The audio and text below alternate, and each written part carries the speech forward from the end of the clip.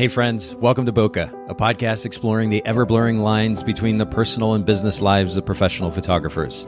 This is your host, Nathan Holritz, and I'm happy that you can join me today in connecting with photographers and entrepreneurs as we discuss photography, business, and, oh yeah, that sometimes messy thing that we call life.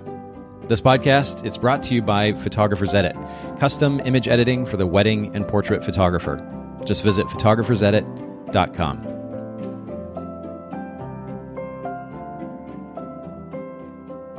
All right, Bokeh Podcast listeners, thanks so much for joining the conversation, listening into the conversation yet again today. And I'm here with a new friend of mine, Trynh. And you know what, Trynh, will you pronounce your last name for us just so I make sure that we get it right?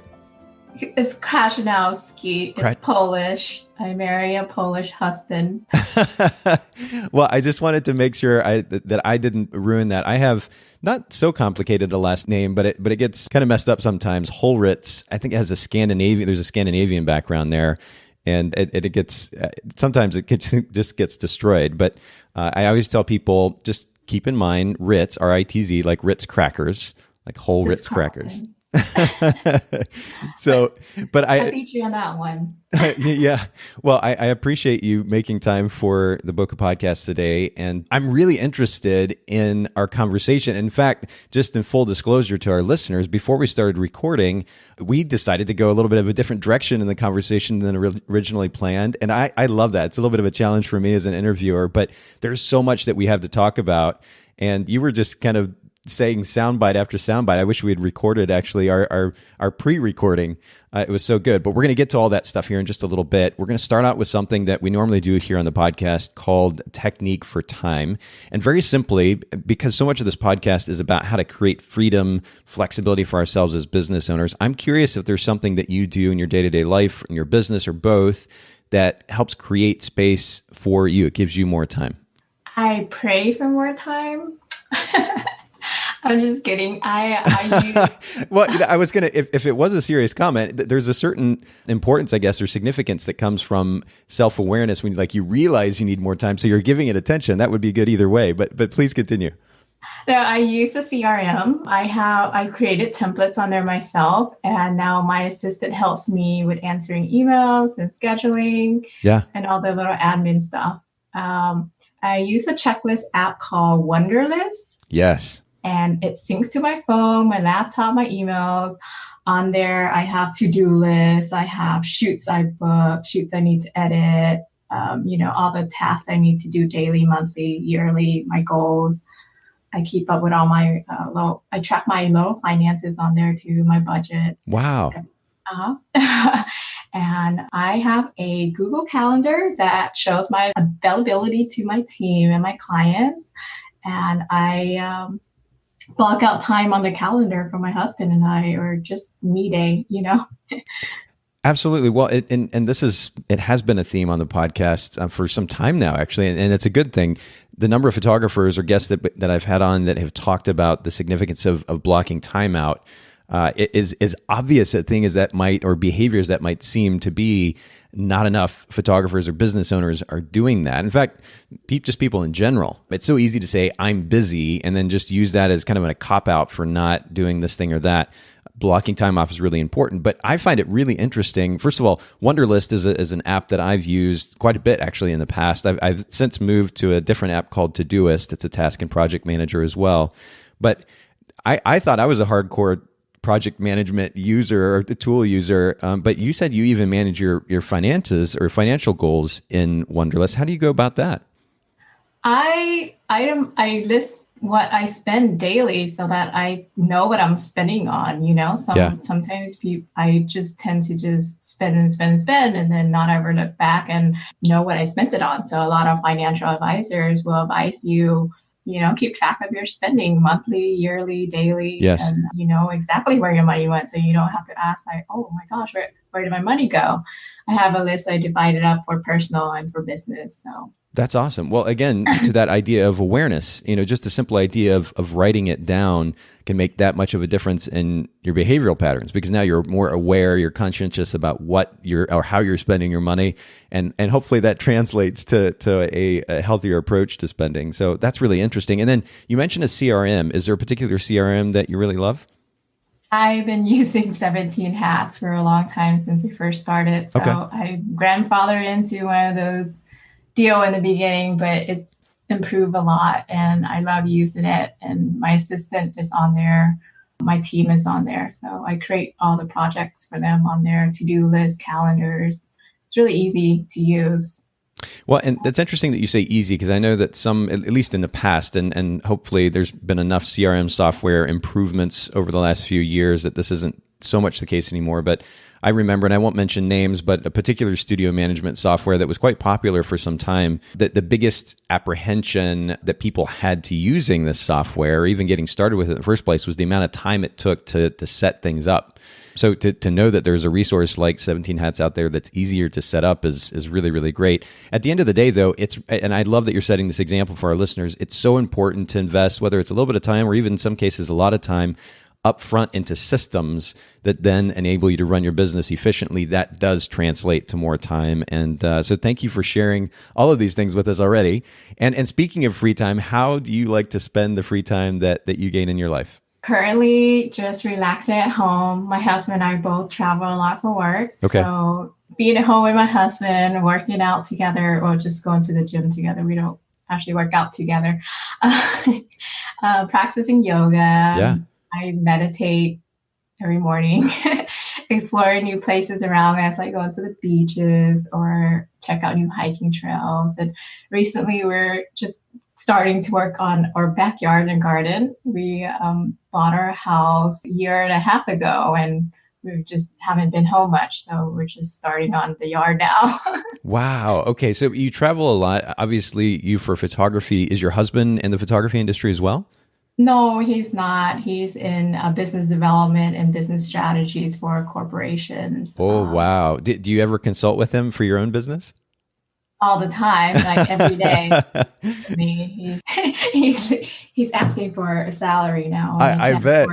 Yeah. Oh, that's so funny. That's so funny. You mentioned meditation. I literally just had a conversation with a podcast guest about the topic of meditation. And I know we hadn't planned this, but I'm really curious to get your perspective, because I've found significant benefit from meditation myself. And, there's a lot of apprehension because of cultural stereotypes around what meditation is. For people to actually even take advantage of meditation. I read a book that was just so impactful a number of years ago called The Untethered Soul by a guy named Michael Singer. And he gave me really wonderful perspective about how to approach meditation, the thought process behind meditation. And I'd highly recommend it to any and all of those who are listening in. But is there something that, for somebody who's never tried meditation before for the sake of relaxation and mental clarity, something that they can do to get started effectively? And the stereotype is you got to clear your mind. And of course, that's a bit of a misnomer. How do you approach meditation? How have you found it most effective for you? Yeah, it's not about that. And at first, I thought it was about that too. And then you learn that it's not about that. It's about just being still and accepting things as they are and just working on different aspects of your life, and there's a few apps on iTunes if you want to download them. There's one called Breathe. Yeah. It's BREETHE. Okay. And it has some good meditation lessons on there that you can follow along. Okay. It's nice. There's so much noise in our life, and sometimes we just need to be still and accept the things the way they are, the noises even. It's true. And we're going to actually talk about noise in a little bit different context in just a bit. But when it comes to the idea of meditation, I love the way that you put that, just to accept things as they are. And Michael, in his book that I just mentioned, he talks about the idea of seeing, rather than trying to clear your mind of thoughts, seeing the thoughts And as you're saying, essentially accepting them, seeing them for what they are, and then just simply seeing them out of your mind. And when you visualize that process, it really makes it easy to acknowledge them, to be present with them, and then just to let them go. And then the next thought comes to mind, because of course that's going to happen when you're sitting there in the quiet. And it really is amazing how not only, I guess, therapeutic and soothing the process is, but ultimately how it brings a sense of calm, which of course is one of the goals with meditation. So I love your advice and your perspective on that. And I think more of us could stand. In fact, I could even stand certainly to do it more consistently, but there's major, major benefit there, especially as business owners. There's so much going on, so much noise, as you said, to have some mental clarity. So that's really, really great. So tell us something kind of random that most people don't know about you. Since we're on that, I am constantly seeking to improve myself, my life every day, by reading, researching. I was a biochemist prior. I also worked in corporate, but I'm always been curious. I'll find ways to learn, or no matter how busy I am, I'll have a book on my phone, or I'm researching something, Well, and this asking how people how they got where they are, how they do things, all the time, which is wonderful. I think curiosity not only drives growth, but even just interesting conversation. If we approach even somebody who we don't. And of course, it's always, generally anyway, a bad idea to make assumptions. But even when we don't assume that somebody has something that they can teach us or share with us that we have never heard before, we don't share a similar perspective, there's always an opportunity to learn. And if we just maintain that curious mentality, it's amazing the fun experiences and fun conversations that we can have as a result. But you mentioned books on your phone. This is something that I do as well. What's a book that you've read or are reading recently that you've found really impactful? I have so many books downloaded. Let me go back to my list. Oh yeah, sure. I can go. There's one called Good to Great. Yes. And one Work Rules, Building a Story Brand. That's I'm literally looking at that on my phone right now. That was a really powerful book. It's great. I'm reading some investing books. Yes. And, I like to read into different things I want to learn more about. If I don't know something, I am going to research it. I'm going to learn it. I love that. Well, and we're in a day and age where information is so easily and readily available, and so there's really no excuse not to. And I kind of have scheduled in my day, even just 10 or 15 minutes for the sake of reading a chapter in a book or a section in a book, just so that I'm consistently taking in information. That's the goal anyway. And I love that you do that. I have a lot of respect for that. And you mentioned, and this is, I think, a good segue into my next question for you about your background, how you got into photography. You were a biochemist. You worked in the corporate world. How did you get into photography? I actually always been shooting with a film camera since I was 10 years old. My mom's camera, and I used to dress up my little baby sister, who's now like 26 years old. And I would take her photos and have my mom develop the photos. Yeah. And 5 years ago, I started the business full time, actually. So, and then I registered for the business 5 years ago. So I think I officially got started 5 years ago. Wow. Okay. So photography as a profession came from just, we talked about curiosity earlier, curiosity about photography, in photography, shooting film. Did you have a particular film camera that you were using as a kid? I still have it sitting on my shelves. I have a few little 35 millimeter Mamiya, Canon. Yeah. I don't remember what the ones I was using when I was a little kid. Yeah. That's really great. I know that the first film camera that I ever owned, I think, was a little point and shoot Nikon that my parents gave to me. I want to say maybe right after it was a graduation present from high school, if I remember correctly. but it was just a point and shoot. And of course, back in those days, you take it to Walmart in the 1 hour photo and drop it off and get a roll of film, develop the prints, or ask for doubles, of course, if you want to give them to your friends. Yeah. Those are the old days. Fun times, and scan them. Oh man, yeah, oh exactly. And that's why. So when I started in professional photography, I shot weddings for about 10 years. And I started on 35 millimeter film and then later went to medium format and also shot panoramic photos all on film. And yeah, exactly. You'd have prints made and then eventually you'd go to scanning. I used to provide clients with a panoramic photo on textured art paper mounted. It's like a really beautiful finished print as kind of a gift to them from their wedding day. And I would shoot it with this Russian panoramic film camera, and it shot 35 millimeter film. It would just take up 2 frames instead of 1 when you shot a frame. And so I'd shoot those on the wedding day. I'd take the film, have it developed, then I'd have them scan, low-res scans, pick the image that I wanted to ultimately give to the client. They do a high-res scan, then you do the touch-up work, and then have it printed and delivered. So it was this whole process. But and I know we're going to get into a bit of film photography, the conversation around film photography here in just a little bit. But yeah, that process it was a little bit tedious, but there's something fun too about being able to look forward to seeing those images when they finally came out.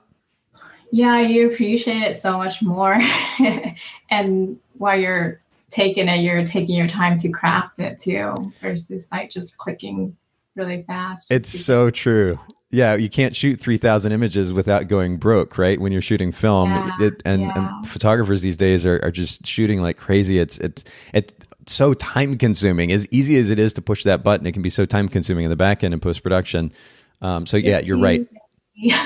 There's something about taking your time and with an individual image. And I've mentioned this in the podcast before. I have a Yashica twin lens medium format camera that I've really enjoyed just putting on a tripod and taking my time. Of course, the whole process is manual, setting shutter speed and aperture. And I've got this little shutter release, kind of old school shutter release cable that I can hook up to it. You're looking down through the top of the camera, setting the shot up. Cool. Oh, it's so fun. It's so therapeutic. But yeah, I love that process. I think that's really, really great. And we're going to talk a little bit more about your process, especially when it comes to fine art film photography here in just a little bit. But you mentioned being in business 5 years. So I'm curious, what's one of the toughest lessons that you've learned in that span of time? I think the list is quite long, but I think the few top ones would be finding the right people to work with. Okay. Or work for you, with you. Yes. Learning to delegate and to let go has been hard for me. And finding the right people to delegate things to. I'm a perfectionist and borderline OCD. So, but I learned that you either spend money to buy time or trade time for money. And my husband always advised me that my time is worth more doing what I'm good at and paying someone else for what they are good at. Like my website designer, Ryan. Props to Ryan, by the way. We're going to talk about your website here in just a little bit, but he did a beautiful job. It's so true. Yeah, delegate to others who specialize in that particular activity. And my friend Jenny Soy, who is a photographer in San Francisco area, she recommended Photographers Edit to me, and that's how I found you. Well, and thanks to her as well. And thanks for the shout out for Photographers Edit. For those of you who are listening in, you may have heard Photographers Edit mentioned in the intro.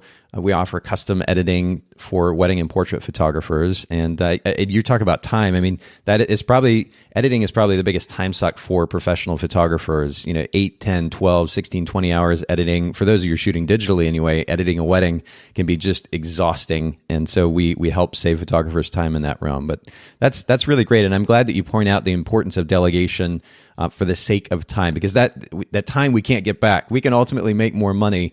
We can't get the time back, and creating that space for ourselves, not only for our personal lives, like we were talking about earlier, but so that we also have time to invest in our business, to do things that will actually grow our business. It's so, so important. I'm curious about your photography brand. How do you set yourself apart from other photographers? There's so many wedding photographers, and to be distinct can be a bit of a challenge. But what's your photography business's brand position? Trynh. That is it. Explain what you mean by that, because I think I know where you're going. Natural, simple, and luxury. I ingrained those 3 things into my images and service without having to say it. Ooh, without having to say it. Okay, so this is a great segue into the question that I normally ask, which is how do you communicate this brand position to clients? But you're saying you kind of do that, I guess, ultimately through the images? Through the images and the service that I provide from the beginning to the end. I keep everything very consistent from my work to my service. My photographs are consistent in colors, contrast, highlight, exposure, the styling that I help with for my clients. I do for my clients. I make the clients feel that they are always priority. You go to a doctor, you want to feel that you're cared for, right? Yes. And so you come to me for photos. You want to know that you're cared for. You're on my top of my list. You walk into a Four Seasons, that's how they make you feel. Luxury service. I'm there for them, and I make sure that they are well prepared to be in the shoots or the wedding day or their baby photo shoot. And I make sure the process is simple and clear, that they're not confused about anything. Wow, we could pretty much stop the podcast right there, and our listeners would have really great, valuable information to take away from the conversation. But in order to provide this level of service, do you tend to minimize the number of clients that you take on in a year? How do you manage to provide that experience consistently to everyone? Oh, absolutely. I only take a max of 12 weddings a year. Okay. I only take a max of 2 newborn shoots a week, and sometimes maybe only 2 or 3 a month, depending on how much traveling I'm doing for weddings.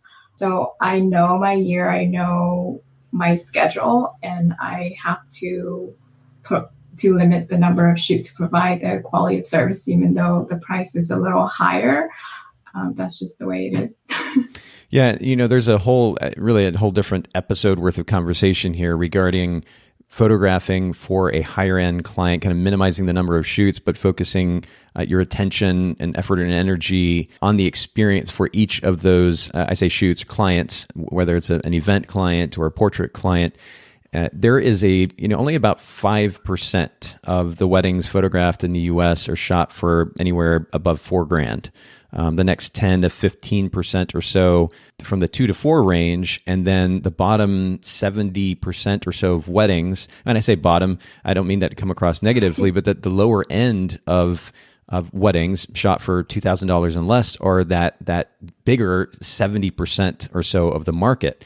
And so if we're going to charge, knowing that most people can only afford, say, $2,000 for a wedding, if we're going to charge more than that, we have to create an experience that's worthy of that price point. And at least if we expect to get any kind of other business referrals from these clients, we also have to focus on that experience. And I love that you prioritize that. Is there something that, has this been how you've approached the business since day one? Did you kind of learn along the way the significance of creating that really incredible experience? I made a lot of mistakes in the beginning of my days. And, I was in those groups online, and I didn't know what I was doing. I was new in the industry. I didn't go to university for this. I don't have a master's degree in photography or running a photography business. No, I don't know if they even teach that in school. But I had to learn along the way, and I had to listen to myself and bringing all my experience that I had from working for other corporations and businesses and incorporate into mine, versus like listening to what other photographers that don't really know what they're doing and telling me what I should do, shouldn't do, lower my prices, do this and that. And, it's a lot of noises. When you have so much noise, you aren't listening to your own voice, so sometimes you have to drown those out in order to listen to your own voice, which no one knows the business more than I do because it's my business. So.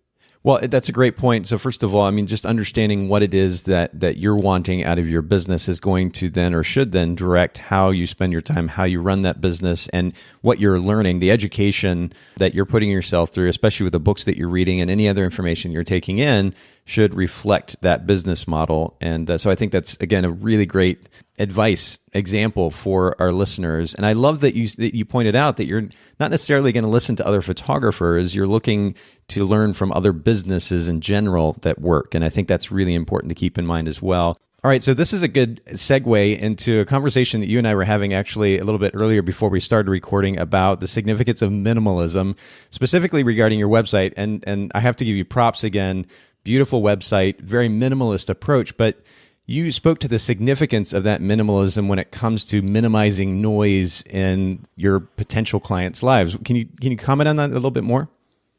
Yes, people nowadays are bombarded with information all day, everywhere they turn, TV, Facebook, Instagram. They go on so many websites and they're navigating to so many places. I've been on some websites where I have no idea where anything is. Like I'm navigating around and suddenly you only have about 3 minutes or so of a person's attention span when they're on your website. I have my Google Analytics and they click out, they're not interested, they're done. Yeah. So you want to make things brief and to the point and clean and clear. Well, we are in a scrolling society, so that's so important that we don't bombard them with just an inordinate amount of text that they have to scroll through to get the information they need too, right? Yeah, it makes them work harder to get to trying to find what they need, and in their brain is like it's too hard. They're out. They have other difficult things in life. Yeah, no, it's a great point. And I think it's a side note, but it's an important one. I wanted to bring it up because I think it's really important for all of our listeners as they either are getting ready to build a website or maybe you're considering modifying, updating their website, that they keep the significance of minimalism in mind. Focus on the imagery. Make sure that you have your messaging really dialed in so it doesn't take a lot of words to communicate what your brand's about and the service that you offer, and it'll translate to a better experience for your clients and potential clients. I think it's really important. I mentioned earlier that we're going to be talking about film photography, and to kind of open up that conversation, I'm curious what's in your gear bag. What's a favorite piece of camera equipment that you're using these days? I have a few Contax 645. I hoard them because they no longer make them. Yeah. So in case something happens to one, I have a few backup. And with that, I use a 80 millimeters Zeiss lens that goes with it. And I have another one that's 140. I hardly use that unless it's on a wedding day. I use a Canon Mark III still. I know I don't replace things unless it's broken, right? Yeah. Well, I mean, some of the equipment and to your point, especially with the film cameras, there's really little reason to replace them. They're made well, and you take care of them. You can use them for a long time. But even, I mean, I still remember the first digital camera when I was making the transition from film to digital. I started shooting with a Nikon D1X, and it was less than 6 megapixels. The dynamic range was terrible, but you could get a beautiful, beautiful 20 by 30 print out of it easily if you photographed it well. Right. So this kind of obsession with photographers these days and constantly upgrading their equipment. I know that I could still shoot. I wouldn't want to necessarily, but I could still shoot with that camera that's, 10, 12 years old and still get decent images out of it if I'm careful with it. So I think it's a good point that you make. And it took some time to minimize my equipment too. I'm constantly trying to clean out what I don't need, and selling it. Or I used to keep it all for a long time thinking I'll need it, but I never used more than the 50 millimeter. For weddings, I have the 85 millimeter, 100 millimeter, and a 200 millimeter. I'm all about prime lens. I used to have a few zoom lenses, but I love the primes more. Yes. I think it follows that kind of minimalist approach to life that you take. And I love that. The 50 is still my favorite because it's so small and yet so powerful, and relatively inexpensive too, especially the 51.4s. You can get just stunning images out of that simple little lens. So I think that's really great. You mentioned medium format too, and I'm curious what percentage, I know that you're shooting a lot of film. Maybe you can kind of share what percentage of your work is film, but then what percentage of it is medium format as well?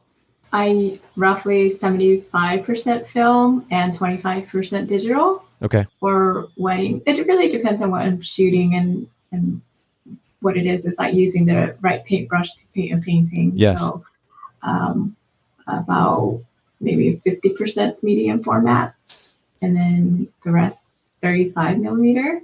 I use more 35 millimeter for personal work, and then some photojournalistic shots during weddings. Yeah. Do you find that your couples are relatively, I mean, in a day where we were talking about kind of the scrolling culture, people are relatively impatient. They don't have a lot of time.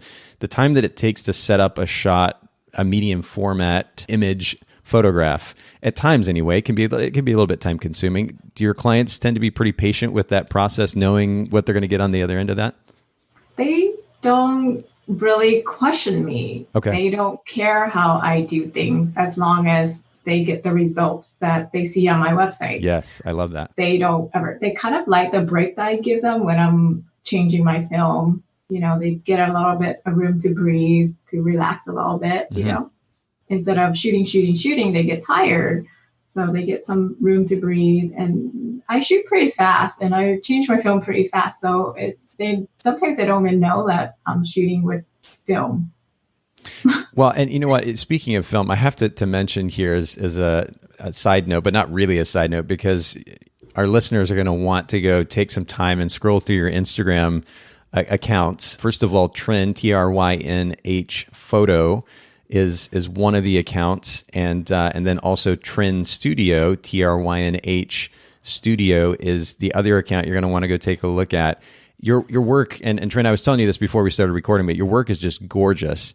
But you also spoke to the consistency in which you present your work to your clients or potential clients. And for those of you listening, and if you scroll through these Instagram accounts, you'll see the consistency and tonality that Trynh is talking about. And it's really beautiful and frankly, quite enviable as well. So major props to you for that. It's kind of embarrassing. I don't really update it that much. I try to, and then sometimes I fall off and I'll get back on again, but it's fun. I like expressing myself in creative ways. So I don't take it too seriously online. I just try to keep it fun for my clients. Well, and I love that you make it about the client in the end, but your work really is gorgeous. So those of you listening in, make sure you go take a look at those Instagram accounts that I just mentioned. But I'm curious, why has film become such a focus for you or a passion for you? What drives that? Like I said, I've always shot on film, and digital was a new thing for me that I had to learn. But it ended up going back to film. I feel like it's so much easier to shoot with film. I only have to think about two things versus on the digital, I have to think about like so many technical things. I love the photos that I can create with the film, the colors, the depth, something that digital cameras and presets can't replicate, no matter how hard I try or how many presets are made out there. I even created my own presets. I also just love the skin tone that's consistent, as well as keeping all the lighting situation consistent throughout the day. You have so many different kinds of lighting all day. And with film, I'm able to keep that consistent and without having to edit in Lightroom and Photoshop forever. And so I spend way less time editing with film because the lab does most of the work for me. Yeah. And we worked together for last few years to develop my colors and settings and everything. So I end up just sorting through the photos and only trash a few that I don't like. It's my keep rate is pretty high. So I love that. And do you mind mentioning the lab that you're using? I use PhotoVision in Oregon, tax-free. Okay. Wow, even better. That's wonderful. And as far as shooting film, it seems kind of like a trendy thing right now, but I think on a more serious note, and what's quite interesting, especially about the approach that you're taking, is that you're actually differentiating yourself from the market yet again. While we may hear a lot about photographers who are interested in film these days or are applying, as you were saying earlier, a Lightroom preset, a film style preset to their images, at the end of the day, there are only so many photographers who are going to be willing to take the time, make the effort to actually shoot in film, especially the majority of their work in film. And so you're naturally setting yourself apart from the market or from your so-called competition. And so I think that's really, really cool. And it's something for our listeners to kind of keep in mind as well. You mentioned something earlier to me, which is fine art, the phrase fine art photography. And I know this is a focus for your business, that the quality, the style, ultimately the process that you're offering to potential clients. It's a phrase that's kind of thrown around a good bit. And so I'm curious, as we kind of dig into this a little bit, if you'll define what fine art photography means to you and to your brand. To me, I feel like it's the artwork that comes behind the photos, the preparation, the styling, the work of the florist, the designs of the wedding planners, all the creatives together creating this piece of artwork that's shown in my photographs. It's not just me. Without them, my photographs aren't possible. The dresses, the makeup, the hair, the every little detail, and also the aesthetic that comes along with fine art is soft, it's warm, it's light, it's airy, it's fun, it portrays easy and fun and lifestyle, but it's I call it directed photojournalism. It's slightly directed, but it looks natural, quote unquote. A lot of my clients come to me and ask me, I don't like to pose in photos. Can you make me look natural? Yep. I was just having a conversation with a photographer who differentiated between posing and guiding. And I love that distinction because at the end of the day, most of these clients likely aren't comfortable or extremely comfortable in front of the camera. And so at least a little bit of direction helps, right? Yes. And integrating, I get to know them and incorporate their personalities with, there's the scenery and to make the images distinct to them, just creating that piece of art just for them. And that incorporating the angle, colors, focus, the distance, the light, the everything, exposure, space. Making it distinct to them. You mentioned the significance of prep earlier. And so I'm curious what this process looks like. Are you taking quite a bit of time to interview the couple ahead of time so that you get to know who they are at a deeper level so that then translates to the way that you photograph them? We get to know each other a little bit. And as time goes on, I look at, maybe they'll add me on social media and I kind of scroll through and kind of get a sense of their style or talk to them a little bit. I get a sense of, I used to be in sales, so I kind of can read people's tone of voice or the way they act and react to certain questions. Yeah. That way I know who they are a little bit and incorporate that into their photos. There's something to be said for, it's important to, or at least understand the significance for photographers, for artists to be creating work that is a reflection of them, of their personality, of their passion and their desire when it comes to the photographic world, the photographic art.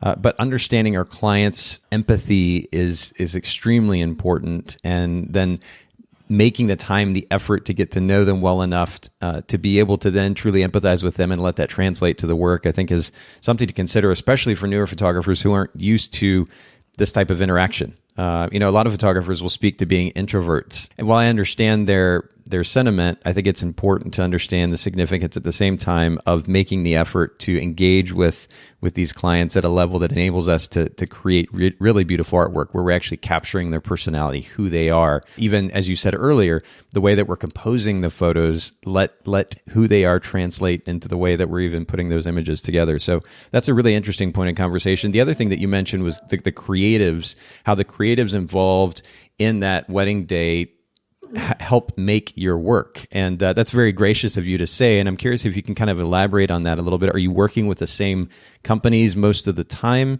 Do you have conversations with them ahead of time so that you're all kind of on the same page? What does that look like? Some of the wedding designers are like interior designers that come in and transform your house and design your space and decorate your house. That's what a wedding designer does for a wedding venue or space. Yeah. Versus just a planner. It's almost two different things. Sometimes a planner can logistically plan things and bring tables and chairs and flowers for your wedding, but they don't necessarily know how to make that space prettier or unique, designing that space particularly. So it's not that it looks aesthetically well in photographs from every angle. You maximizing the use of that space by incorporating things into that space to make it look better, versus just using a Pinterest board that a bride sends to them and say, oh yeah, I can get all these things for you. Yeah, and just placing it there. Absolutely. That's interesting. So having, and of course, not every photographer is familiar with the experience of having a wedding designer on board. Is that, I mean, is that something that they can kind of consult with the client on to encourage that process? Are there ways that a photographer can help kind of set the scene so that they're getting the type of images that our listeners are going to be able to see in your Instagram account? Yes, I mean, there are a lot of talented wedding designers, planners out there, and you just have to look for them. You can see it in their work. They've been published in all the magazines and everywhere. So you can find them. Yeah, making those connections are important. And we've talked about this so many times on the podcast before, but the significance of relationships, particularly in wedding photography in the industry, they really help drive a business. I mean, that was certainly the case for my wedding photography business, and it's we really can't skirt the significance of relationships these days. And this is something that we've also talked about a lot in the podcast. It's easy these days just to kind of sit around on social media, making the actual effort to get out and connect with wedding vendors in the area for the sake of the opportunity ultimately to be able to do business with them, to collaborate with them, as you shared, Trynh, I think is really, really important. We're just barely scratching the surface around this topic of fine art photography and in some cases more specifically fine art wedding photography. But you're actually going to be offering a workshop later this year delving into this in way, way more detail than we even have the time to today. Will you share a little bit about that workshop, some of the details? Yes, it will be in Malibu, California, at a pretty well-known venue. I'm new to Southern California right now. It's called Rocky Oaks, and I partner up with another great photographer, Lucy Munoz. She's also based here in Southern California. We have a wedding designer, planner, Heather at Amerology, who's been designing and planning weddings for 15 years. Wow. She's very well published in almost every magazine you'll see. I think she's recently was in Martha Stewart. We have Rachel from Siren Floral. She's an amazing florist, designs with high-end flowers and beautiful flowers. And she's great at marketing, branding as well. Maybe she'll share some of her tips. And we have Sarah Love, she's the former editor at The Knot, and she'll talk about how to get published and review your portfolio. And Lucy and I will offer our experience and knowledge, as well as some technical aspects of shooting with film and running a profitable business. Oh, and you mentioned that running a profitable business as a side note at the end there, but I'm so glad that you guys are creating time and space for that very topic, because while it's nice to have a workshop where photography is an emphasis, at the end of the day, we still have to run a profitable business if we hope to make a living at this. And it seems like you're quite the organized individual when it comes to your business and your finances. So I'm sure it'll be great to hear your perspective on that topic. And I appreciate you sharing this information. We'll actually link to this in the show notes. For those of you listening in, I mentioned Trynn's website earlier, Trynh, Trynh, photo.com. And if you go to trynnphoto.com/workshop, you'll see more details about this workshop that's going to happen there in Southern California. By the way, if you've never photographed in Southern California, I actually went to a photography workshop in Southern California years ago. And one of the most memorable experiences there, I currently and at the time lived in Chattanooga, Tennessee. While there are wonderful aspects about Chattanooga, one of the things that is significantly different than Southern California is the light. And I think I've mentioned this before in the podcast, but I was absolutely stunned. One day we went out in the middle of the day, in just harsh, very, very bright sunlight, but beautiful weather nonetheless. And we had a bride on the beach, and sun is just glaring overhead. And shooting actually with that camera that I mentioned earlier, the Nikon D1X, which has just terrible dynamic range, and it didn't help me in the type of light that we have here in Chattanooga. But there on the beach, middle of the day, and I'm shooting in aperture priority, so this camera is doing its own work, and every single image is coming out just perfectly exposed. The bride's dress is not getting blown out. It's amazing the kind of light that you have there in Southern California to photograph in. Yeah, it's beautiful here. I even noticed the difference when I moved from NorCal to here, from San Francisco. Yeah.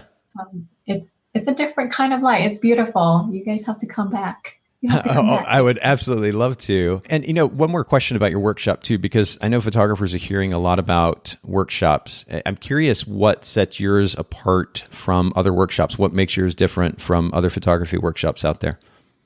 I think Lucy and I both met at a workshop once a few years ago, and that's how we know each other. Yeah. And we are going to cover things that wasn't covered there. And we pay a lot of money for it. And I think when I first started out, I wish I could have afforded a workshop, And by the time I did, I already made a lot of mistakes I had to learn from.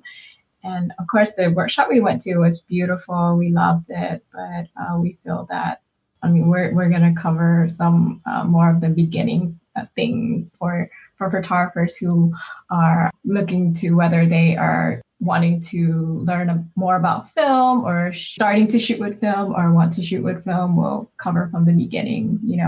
A lot of workshops are about artistry and, of course, evolving your business and everything. And I will be covering getting into destination weddings or starting over a new market, which I had to do a year ago, and business development and sales and marketing. Yeah, there's something to be said for experiences that translate to, I guess, an opportunity to create something even better. And so being at it, and I've been to plenty of conferences, workshops, individual classes where I walked away and felt like there was a lot missing. And but instead of kind of focusing on that, I love that you guys have ultimately taken your experience and translated that into creating something that is going to be more inclusive as far as the information. And it sounds like you're covering just a really, really wide gamut of information. This isn't just simply a shooting workshop, and I love that. So again, we'll link to the workshop in the show notes. For those of you listening in, if you just go to bokehpodcast.com, you'll be able to see the show notes for this episode today with Trynh, and we'll link to the workshop there. Make sure you check it out. It's coming up in October 24th and 25th. And you're going to want to get the details there on the website.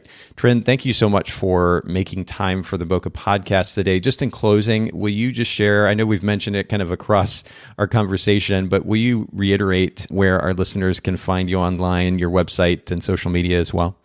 My website is trynh.photo.com. It's TRYNH photo.com. And all my social media are on the links there, and it's all under Trynh Photo on Instagram, Facebook. I don't update those things much, so. Well, thank you again for making time to share with us today. I'm truly impressed with your work and your work ethic, your business mind, and it's a privilege to have you share some of that information with our listeners, and of course, ultimately to give them the opportunity to be able to learn even more in person at the workshop. But thank you again for making time for the Bokeh Podcast today.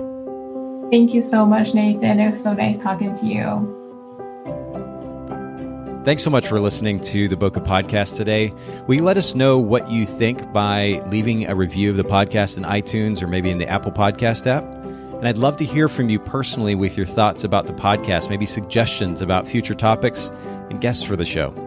My direct email is nathan@photographersedit.com. The Bokeh Podcast is brought to you by Photographers Edit, custom image editing for the wedding and portrait photographer. Just visit photographersedit.com.